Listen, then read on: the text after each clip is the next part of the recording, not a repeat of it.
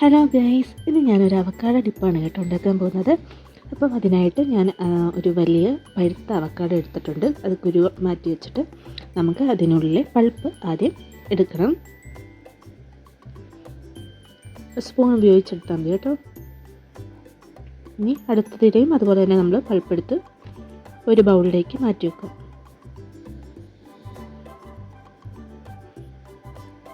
എന്നിട്ട് ഇത് നന്നായിട്ടൊന്ന് മിക്സ് ചെയ്തെടുക്കണം കേട്ടോ. നന്നായിട്ടൊന്ന് ഉടച്ചെടുക്കണം ഈ പൾപ്പ്.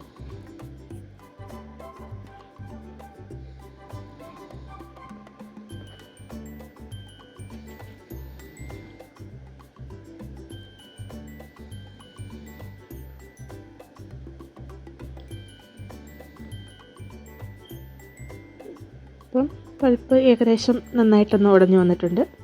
നന്നായിട്ടെല്ലാം മിക്സ് ആയിട്ടുണ്ട്. നല്ലൊരു കുഴമ്പ് പരുവത്തിലായിട്ടുണ്ട്.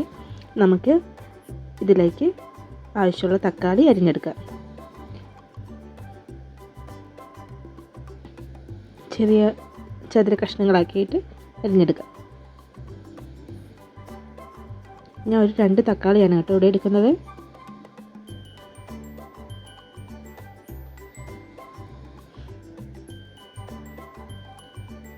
നമുക്ക് ഒരു വലിയ സബോളയും ഇതുപോലെ ചെറിയ കഷ്ണങ്ങളായിട്ട് ചതുര കഷ്ണങ്ങളായിട്ട് അരിഞ്ഞെടുക്കാം.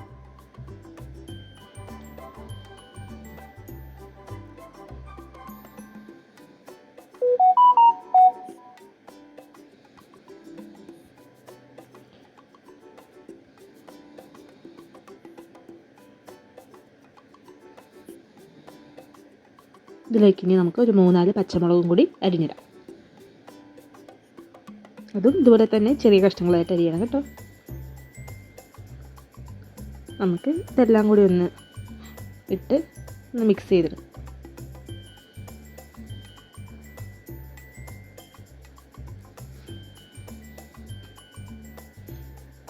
ഒന്നും ഉടഞ്ഞു പോകാറില്ല, അതുകൊണ്ട് നമ്മളൊന്ന് സ്പൂണിട്ട് മിക്സ് ചെയ്തെടുക്കാം. ഇനി അതിലേക്ക് നമ്മളൊരു അരമുറി നാരങ്ങ പിഴിഞ്ഞൊഴിക്കണം.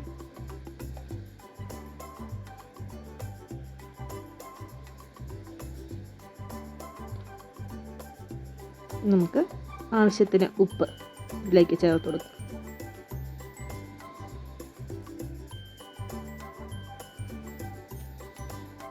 ഏകദേശം ഈ ഒരു പരുവത്തിൽ കിട്ടും കേട്ടോ. ഇനി നമുക്കിതിലേക്ക് കുറച്ച് കുരുമുളക് പൊടിച്ച് ചേർക്കാം.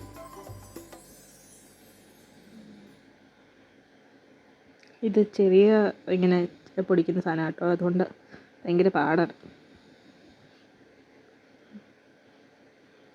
ഇടിക്കുമ്പോൾ കുരുമുളകൊക്കെ തെറിച്ച് പോകുന്നുണ്ട് കേട്ടോ.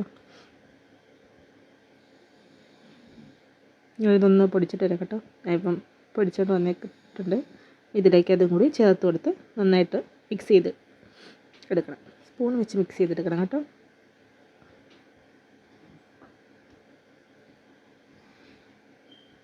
അപ്പം നമ്മുടെ അവക്കാഡോ ഡിപ്പ് ഏകദേശം റെഡി ആയിട്ടുണ്ട്.